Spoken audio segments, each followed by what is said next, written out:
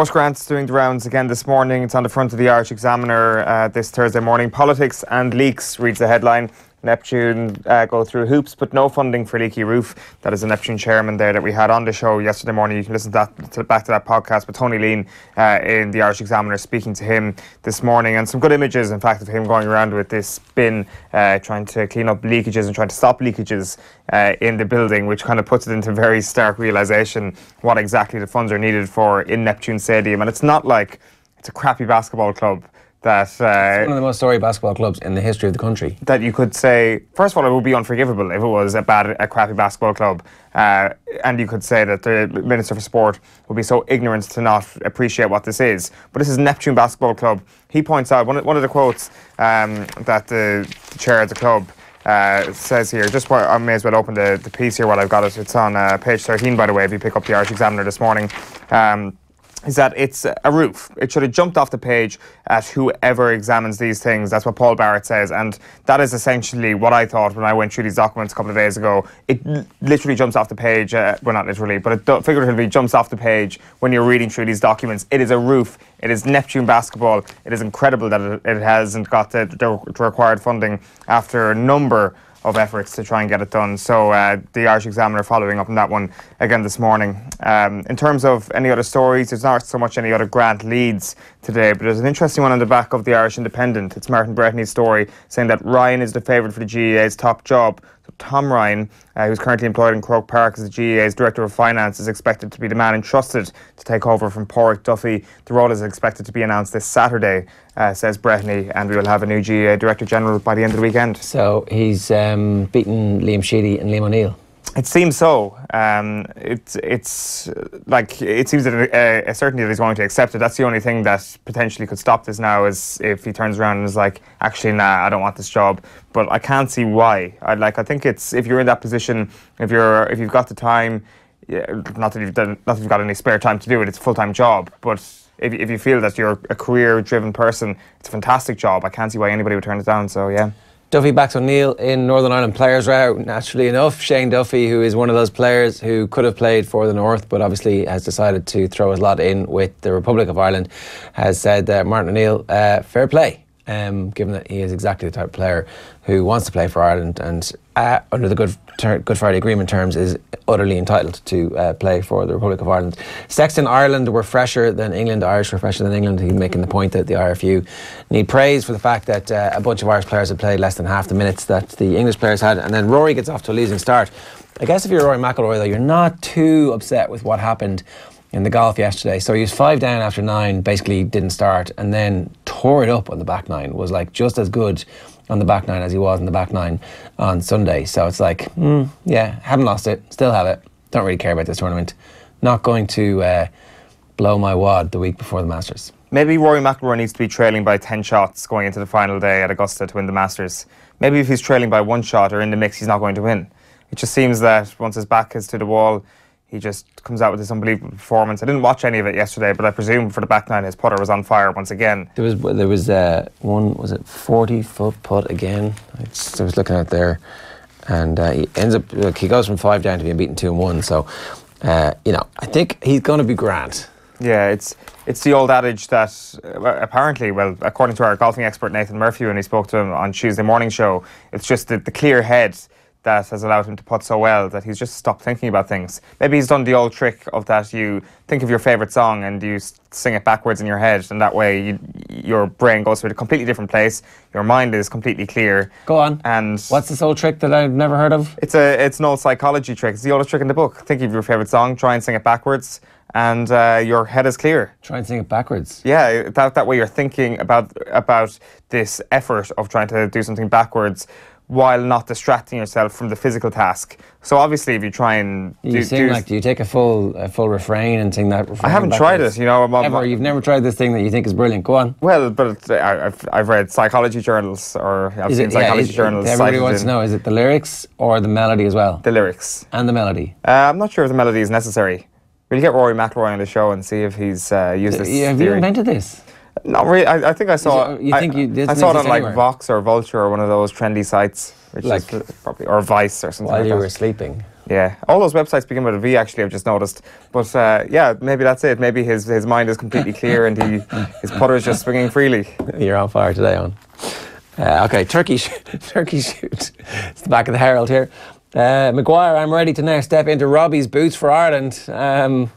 So it's great when people aren't media trained, but obviously somebody decided that they would ask him about Robbie Keane, and he was like, yeah. And so what happens is then that you get this Sean of a new era. Whose body is that, Owen? Do you recognise that body? Oh my God, they photoshopped Seanie Maguire onto Robbie Keane's body. Yeah. And they've managed to put his name on it. Actually, I didn't notice the Photoshop. I know, it looks really good. It was like, well, hang on, we've seen this before. He's also a captain and, you know, he's a little bit shorter, I think, than Sean Maguire is. And he's doing a fairly famous pose, or the end of a fairly famous pose. So poor Sean Maguire, he's off to a flyer. It's like, be as good as Robbie Keane or, you know, sling your hook. Good on Sean Maguire. Good on him, like, to have that confidence to say, yeah, I can be as good as this guy. Although that's probably not what he was actually saying. I'm your man. Maguire ready to be poacher Ireland require. And then Rory meets his match in Texas. This is Peter Uline. Also Conrad Smith. Screw you, Conrad Smith, coming over here, stealing our coaches. He was in Ireland to help announce that the World Rugby Players Union is moving to Ireland, and he was doing interviews saying, nah, he doesn't need to coach a super franchise. He can just bounce straight into the international job after the next World Cup. I mean, after he's won the World Cup for Ireland, New Zealand can beg Joe Schmidt, but at that point, we'll be offering him whatever money he wants to stay to try and defend his crown in France, where we should have been like on our own territory. So we would be beating France just to annoy them in the final, but we would be smearing their faces and their all croissants. I will be Philip Orr, you know, and at these kind of gala dinners before the final of the World Cup, when he's like, screw you, France. But I didn't realise that the Super Rugby thing was actually up for grabs here, that it was like Joe Schmidt has to go back to New Zealand, coach a team down there, and then get the All Blacks job. He coaches the second best team in World Rugby. He is next in line to the top job in the best team for World Rugby, no? They had that notion that they wanted their coaches to come back and coach there first, so that there would be like it would benefit the entire system in a way that David Nucifora said, we're only going to appoint a coach from within our own system. I mean, you know, you'd have to wonder if that's necessarily automatically the best scenario either, because it rules out Conor O'Shea, whereas it would be good to have Conor O'Shea in competition with Stuart Lancaster / Andy Farrell, or some combination of Stuart Lancaster and Andy Farrell. That'd be pretty good. Yeah, I think Joe Schmidt, if he's produced 100-page pamphlets on games against Glasgow on a Friday night, 200-page pamphlets, then I think he probably keeps an eye on who's playing well down in Super Rugby. So, to be honest, I don't think that's going to be... Or he can pick it up pretty quick. I think so. Like, obviously, being on the ground is a different thing, and seeing how the academies work and all that is different. But then again, New Zealand Rugby is pretty self-confident, and they're like, well, you know, maybe you don't know who the fifth choice out half is at Otago. Maybe. So I think he probably does, though. Yeah. I think he knows everything. He can also Google it. That is true. There's video he can watch. There is that as well. He definitely has the videos. I mean, I'm sure he doesn't have any sort of Jim Gavin relationship with the national broadcaster in New Zealand. I'm sure he gets his videotapes whenever he needs them. Did I already do Sean of a New Era? It seems like... No, it's... Holy shit, look. Sean of a New Era, and at least the Sun have got the fodder on it, but... Wow, that's mental, isn't it? It's like... It's almost like the lads sat together and went, what are you doing? Yeah, we do that, will we? It's almost like they're not direct competitors, as in the number one market competitor of each other. And then my favourite headline of the day, Jose is killing football. I mean, you could have put this out there at pretty much any point from like the moment that he decided Damien Duff was actually a left back instead of a left winger all those years ago. You could have made the case that Jose Mourinho was killing football. Today's the day. Someone's finally committed to print on the back of the Mirror. I haven't actually read this story yet. Brian Roy, Dutch legend. I mean, Holland has a lot of legends, right? As in, he's like, yeah, he's not a Dutch footballing legend. Maybe he's Dutch legend, Brian Roy. Maybe he's a legend in the eyes of his mates. You know the way people kind of describe people who do crazy things as a legend. Maybe that's just the description of Brian Roy this morning. I mean, they didn't even need to use the legend there. It was like former Dutch footballer Brian Roy. But the legend thing gives it a legendary take status, and Jose is killing football is indeed a legendary take. I guess most people don't really remember that Brian. He was a footballer, isn't he? He must have been really good. Yeah. Because he's got the back page of the Mirror here today. Yeah, or maybe when they say Roy, Mourinho is wasting his time or whatever, then maybe they think, is that Roy Keane? Yeah, they should have just done some kind of weird grammar / Roy. Yeah. It's like Roy. Picture of Keane big there is like, crossed out. Former teammate. We move on to the Irish Times. They're leading with some more rugby again. Numbers stack up for Ireland on both individual and collective levels, while Heaslip is holding firm on right to privacy. They're going a little bit quiet around the Maguire thing. Maguire determined to take his game to the next level, which I think kind of represents his quote probably the best way yesterday. I don't think he's set out a stall to be an all-time record goal scorer for the Republic of Ireland. No, it's the Sean of a new era. Oh, I'm sorry. Well, it's going to be the Sean of a new era, and he would still probably would not surpass Robbie Keane's goal tally. The Racing Post then is leading with the Guineas build up again. Guineas hope Saxon, a big monster, says O'Brien. It is indeed Aidan O'Brien's season. While the back of the Guardian leads with Jack Wilshere this morning, saying that the manager told me I could leave. Obviously, I wasn't happy with that. It's Jack Wilshere on the saving of his career, which has basically been this season, and his continued fitness. While finally, and it's an interesting one, it's an exclusive in the Daily Telegraph, Joshua's in the money.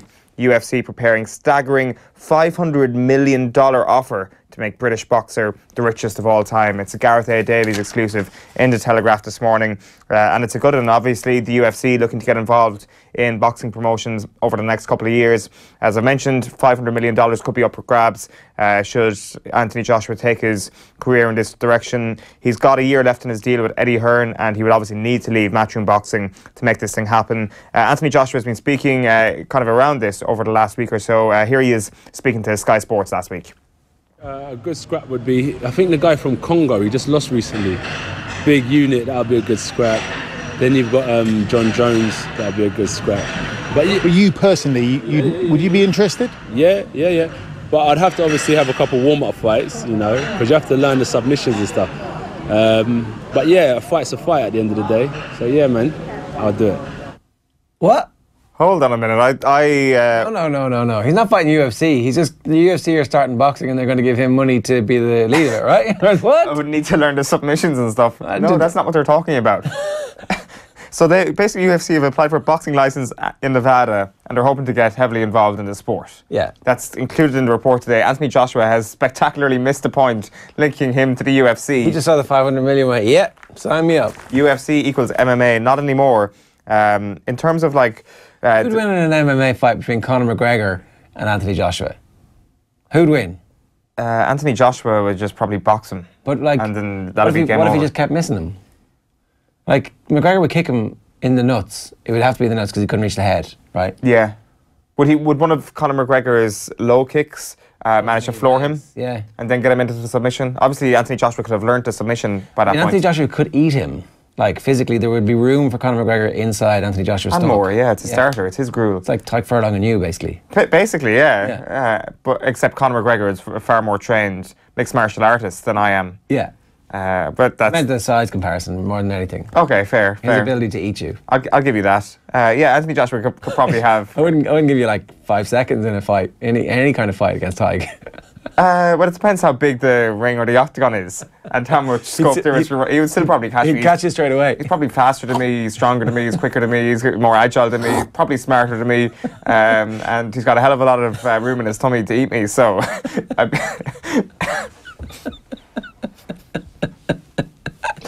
Well, that's cheer you really quickly. Everybody's a bit giddy today. It's our 100th show. We hope you've been enjoying the 100 shows so far. And if you've only joined us for this one today, well, then it's not normally this bad, I promise you. Like, in terms of who he could potentially fight, there's talks of Francis Ngannou of Cameroon, and also the former light heavyweight John Jones. Imagine John Jones versus Anthony Joshua in a boxing match. In any, like obviously they're not going to take each other on in mixed martial arts because John Jones could hold his own in terms of weight, like not like Conor McGregor, but in boxing it'd be interesting. It wouldn't, because Anthony Joshua's the heavyweight champion of the world. He would kill him. Good point. That actually, your point that I kind of forgot. Stipe Miocic was also quoted in the story. He's the incumbent UFC heavyweight champion, and he told Gareth A in the story that the prospect of fighting Joshua is really appealing. You'll never guess why. He said, I'd relish the challenge. I'd love to fight him. I'm like 100% on that. It's what everyone wants to see. The biggest champions against the biggest champions across the combat sports. Not sure about that. I think you want to see the green a little bit, Stipe Miocic. I think he'll get a lot of money for that. In terms of where he could be, in terms of the overall picture of all-time boxers, Lennox Lewis is still thought to be the highest all-time earning British boxer of $84 million. So he's going to surpass that, Anthony Joshua. In his next fight, his first proper super fight will get more than that from him. Yeah, the Wilder fight will surpass. Also, Lewis. who cares about British? And Lennox Lewis is Canadian anyway. I mean, come on. Fair point. Let's. He's got his eyes on Lewis Hamilton as the highest grossing British athlete of all time. That should be Anthony Joshua's target. Hamilton's getting 110 million in his next contract. That was the deal that was put forward yesterday. So, and look, it's not over yet. We'll see who ends up at the end of it all as having the most. Hey, hope you enjoyed that latest offering from Off the Ball. If you want to subscribe, and you should, check out just up here. All our latest stuff is just down here. Generally, knock yourself out.